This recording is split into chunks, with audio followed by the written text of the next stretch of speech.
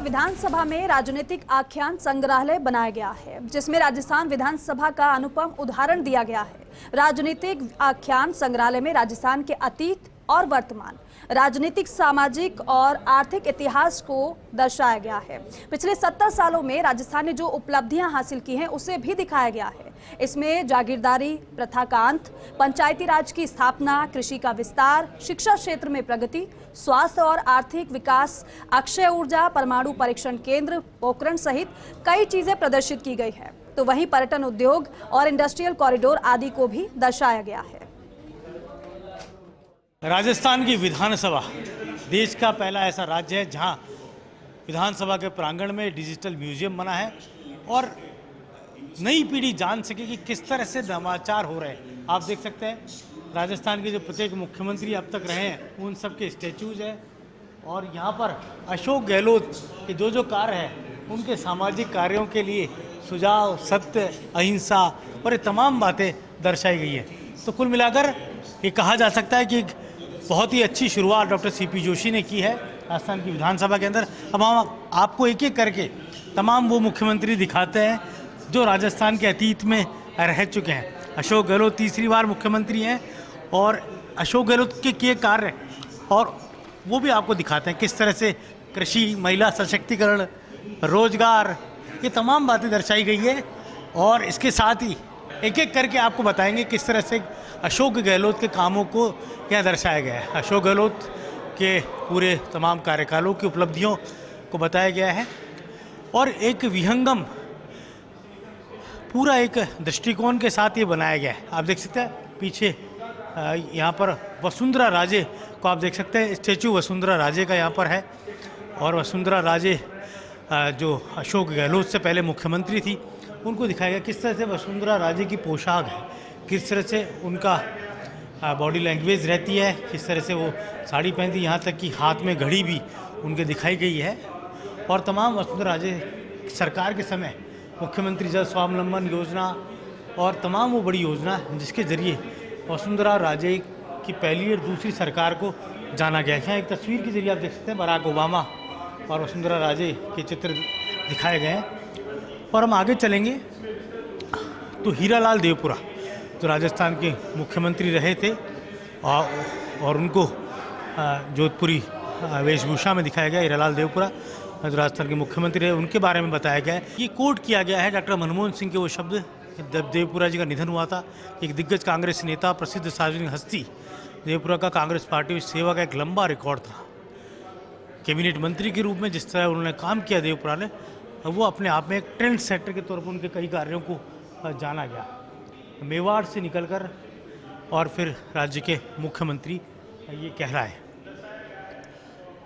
राजस्थान के मुख्यमंत्रियों की सूची की अगर हम बात करें तो शिवचरण माथुर, जिनका कहा जा सकता है कि लंबा गौरवशाली अतीत राजस्थान में रहा, एक प्रखर मुख्यमंत्री के तौर पर इनको जाना गया।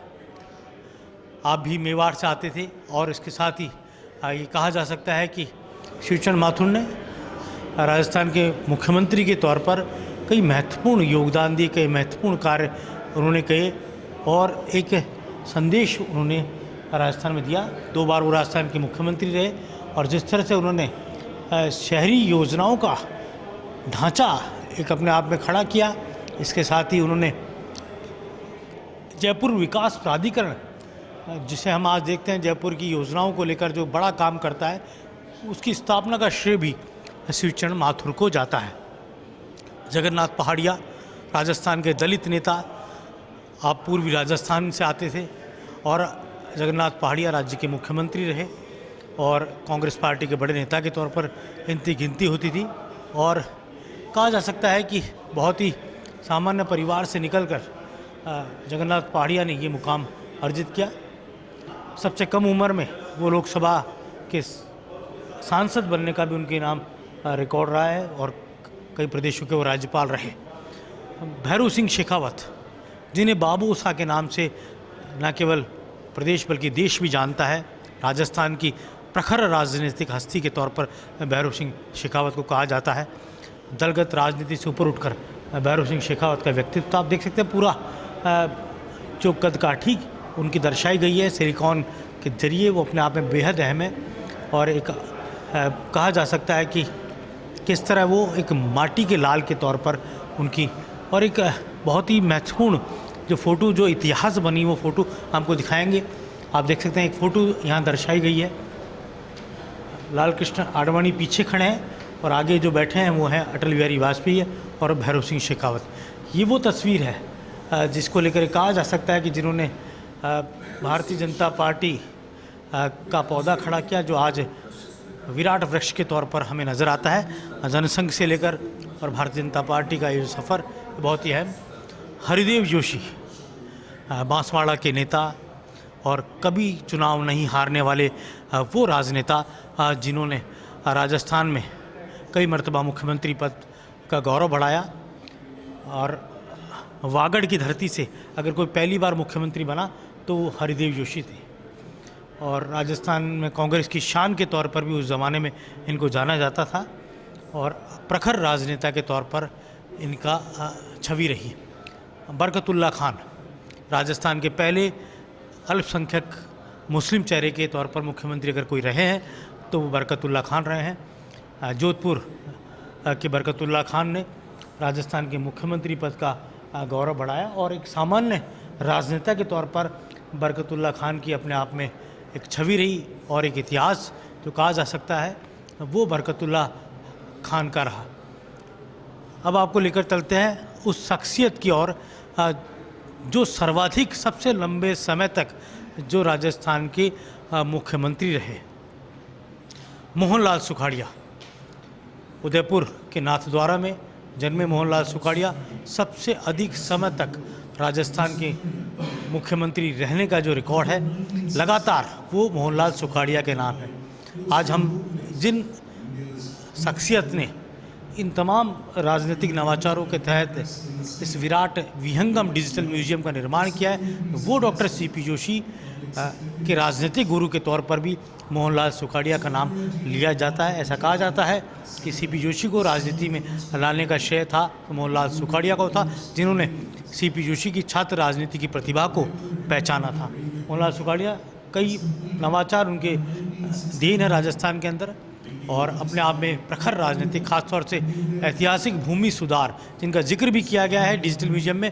राजस्थान में भूमि सुधार और जागीर बहाली अधिनियम 1952 ये बड़ी देन थी मोहनलाल सुखाड़िया की। स्वाधीनता के बाद सबसे युवा मुख्यमंत्री अगर कोई रहा है राजस्थान के तो मोहनलाल सुखाड़िया रहे।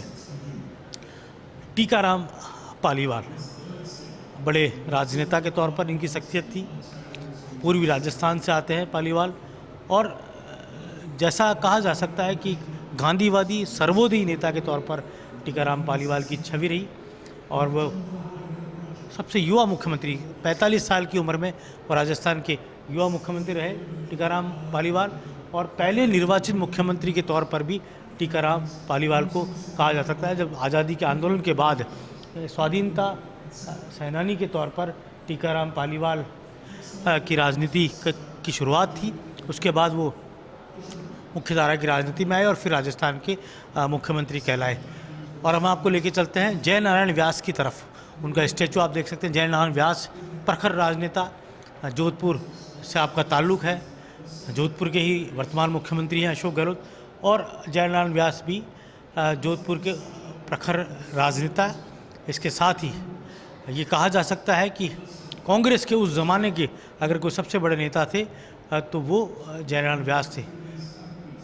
वह 1952 के उपचुनाव में फिर से मुख्यमंत्री बने थे और इसके साथ ही लंबे समय तक मुख्यमंत्री बनने का भी नाम गौरव रहा। लेकिन एक क्रांतिकारी के तौर पर भी जयनारायण व्यास को जाना जाता है। किस तरह से उन्होंने मारवाड़ी हितकारिणी सभा और फिर मारवाड़ियों के हितों के लिए संघर्ष और उसके बाद आगे उन्होंने प्रदेश में सुशासन के लिए जो काम किया उसकी कहा जा सकता है अपने आप में बहुत बड़ा उनका योगदान रहा।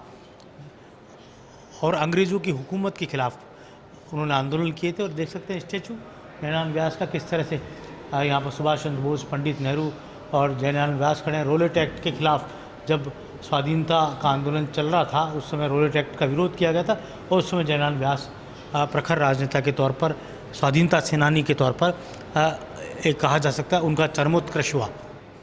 और मुख्यमंत्रियों की फहरिस्त में बीच का शासन ऐसा रहा जब कहा जा सकता है कि प्रशासनिक तौर पर लाया गया, लेकिन उससे पहले हम बताएं आपको, हीरालाल शास्त्री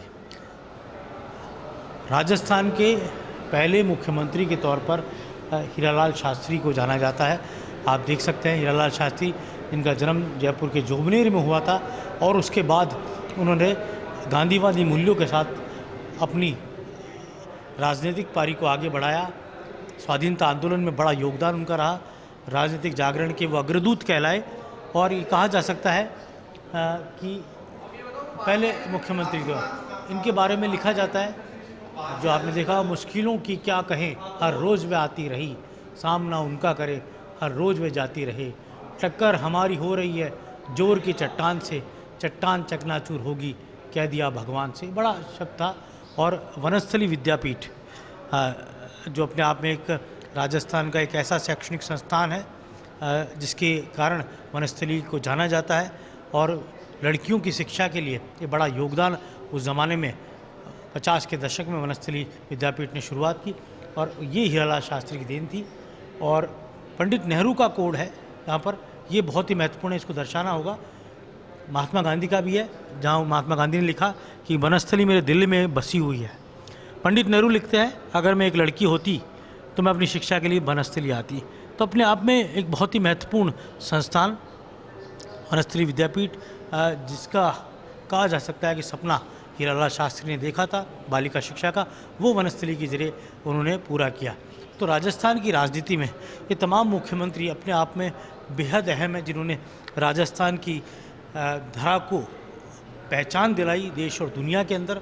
राजस्थान की राजनीति में जिनका ये कहा जा सकता है कि अमूल्य और अमिट योगदान रहा, चाहे वो कांग्रेस पार्टी से रहे हो, चाहे वो भारतीय जनता पार्टी से रहो, लेकिन राजस्थान की राजनीति में अपने आप में ये तमाम मुख्यमंत्री हैं।